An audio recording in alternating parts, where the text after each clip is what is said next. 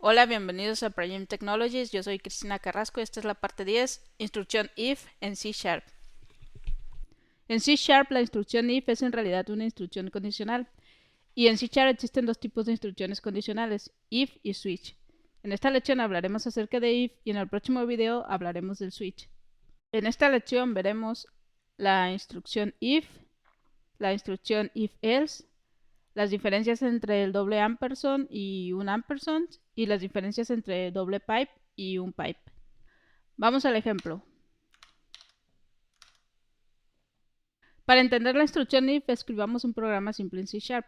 Quiero que el usuario introduzca un número y vamos a decidir si el número es 1, 2 o 3 utilizando la instrucción if, ¿ok? Entonces, primero necesito preguntarle al usuario por el número y para hacer esto pondremos un mensaje en la consola. Entonces voy a escribir console.writeLine y el mensaje que voy a mostrar es escriba un número. Y con esto mostraré el mensaje en la consola para que el usuario escriba el número. El usuario escribirá el número y necesitamos leer ese número, así que utilizaremos console.readline para leer el número que escribió el usuario. Y si nos fijamos, readline leerá el número, pero como un string. Ahora, una vez leído el número desde la consola, necesitamos asignarlo a una variable int y digamos que escribo esto en el código. Int número igual. Pero como vemos tenemos un error de compilación porque readline regresará el número introducido por el usuario pero en formato string y el tipo de dato de la variable número es un entero.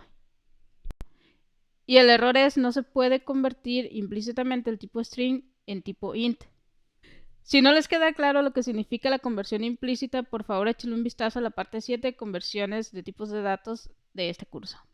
Bien, entonces necesitamos convertir string a int y para hacerlo podemos llamar al método parse dentro de la clase int, que sería int.parse.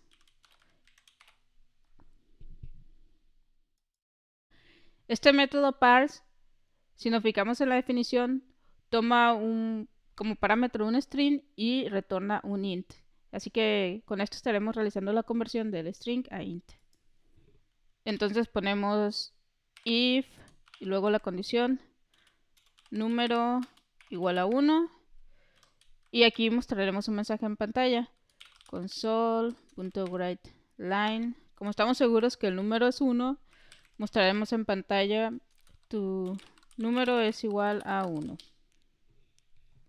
Hay que analizar cómo es que esta instrucción if funciona. Primero necesitamos una expresión booleana, lo cual significa que necesitamos evaluar si algo será verdadero o falso. Si esta expresión es verdadera, el bloque de código siguiente entre corchetes será ejecutado. Si la instrucción es falsa, entonces el código no será ejecutado. Corramos el ejemplo. Está pidiendo que escribamos un número. Escribiré el 1 y presiono Enter. Y como vemos, muestra el mensaje dentro de la instrucción if, porque la condición se cumplió, el número es igual a 1. Entonces, el número fue igual a 1, entonces muestra este mensaje, tu número es igual a 1, que es el que estamos viendo aquí en la consola. Muy bien, ahora agreguemos más líneas de código a este programa. Evaluaremos si el número es 2 y si el número es 3. Entonces, if número igual a 2, entonces mostrar en pantalla console.writeLine el mensaje siguiente, tu número es igual a 2. Y lo mismo si el número es 3, if número igual a 3, entonces mostrar en pantalla console.writeLine tu número es igual a 3. Bueno, corramos el programa. Entonces escribo un número, ahora en lugar de poner 1, 2 o 3 voy a escribir el 10 y si presiono Enter, si estoy introduciendo un valor entero pero no muestra ningún mensaje en pantalla. Ahí termina la ejecución. Veamos el código. Entonces escribimos el número 10, así que la variable número vale 10 y cuando el programa llega a esta línea evalúa 10 es igual a 1, pues es falso, no se ejecuta esto. Luego evalúa 10 es igual a 2, también es falso, así que no se va a ejecutar esto.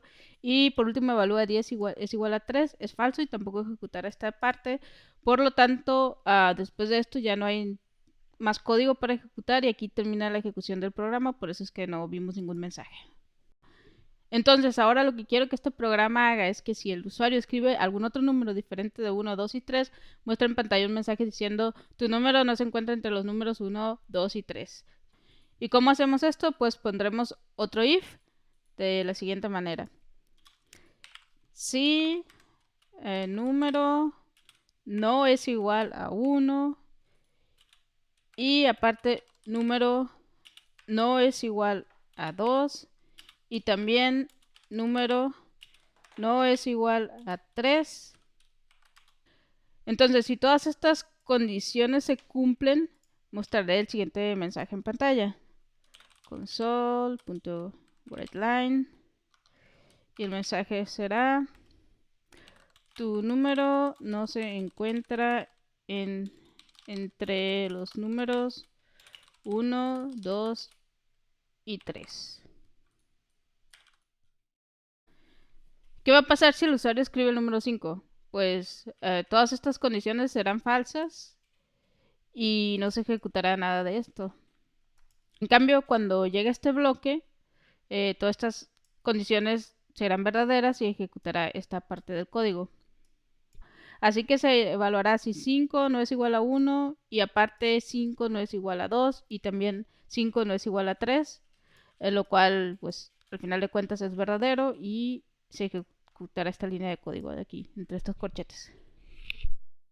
En este if estamos evaluando múltiples condiciones con el operador y o doble ampersand. Entonces en este caso con una sola condición que sea falsa, todo este bloque se evaluará como falso y para que esta serie de condiciones se cumplan utilizando el operador doble ampersand o y, todas las condiciones deben ser evaluadas a verdadero. O sea, si se evalúa esto tiene que ser true, esta parte de aquí también y esta, y todas para que este bloque de código sea ejecutado. Muy bien, ahora si vemos este código es un código realmente muy simple, pero digamos que este código es ineficiente, porque si vemos las condiciones de este if, todas son excluyentes unas de otras, o sea, si una se cumple, las otras es obvio que no se van a cumplir. Entonces, si el número es igual a 1, ya sabemos que el número no puede ser 2 o 3 porque ya es 1. Dicho esto, en este caso, en lugar de utilizar if y después otro if y después otro if, podemos utilizar else if. Utilizando else if, este programa será mucho más rápido porque con los if separados, independientemente de que alguna condición se cumpla, el programa evaluará todas las condiciones. Y en este caso, al ser mutuamente excluyentes, en realidad no tenemos que evaluar las demás condiciones una vez que alguna de estas se cumpla. Entonces, para agregar else if, solo haremos pequeños cambios al código y quedará de la siguiente manera. Y entonces aquí en lugar de poner un if separado, agregamos else y enseguida ponemos el if. Lo mismo para esta otra condición, else, y aquí enseguida ponemos el if, else if. Y para la última condición pues solo quedará el else. Y al final no necesitamos validar si el número no es igual a 1, 2 o 3, sino que solo dejaremos el else. De este modo, si no se cumple ninguna de las condiciones anteriores, el programa ejecutará solo esta parte del código. ¿Y qué va a pasar aquí? Pues si el número es igual a 1, va a ejecutar esta parte del código aquí y todo esto lo va a ignorar. Entonces, si el número es igual a 2, va a ejecutar esta parte de aquí y va a ignorar lo que sigue. Y lo mismo si el número es igual a 3, pues va a ejecutar nada más esto y va a ignorar lo que sigue. Y si todos estos if son falsos, pues entonces en el último else ya no necesitamos evaluar que el número no sea igual a 1, 2 y 3, porque si ninguna de las demás condiciones se cumplen, significa que el número no es ni 1, ni 2, ni 3. Entonces al final solo validamos si no es ninguno de estos números, por lo tanto no necesitamos estas condiciones aquí. Y si vemos, de hecho, marca un error porque el else significa que si ninguna de estas demás condiciones se cumple, pues vas a hacer esto de aquí. Entonces a este punto no necesitamos evaluar nada de esto, lo vamos a quitar.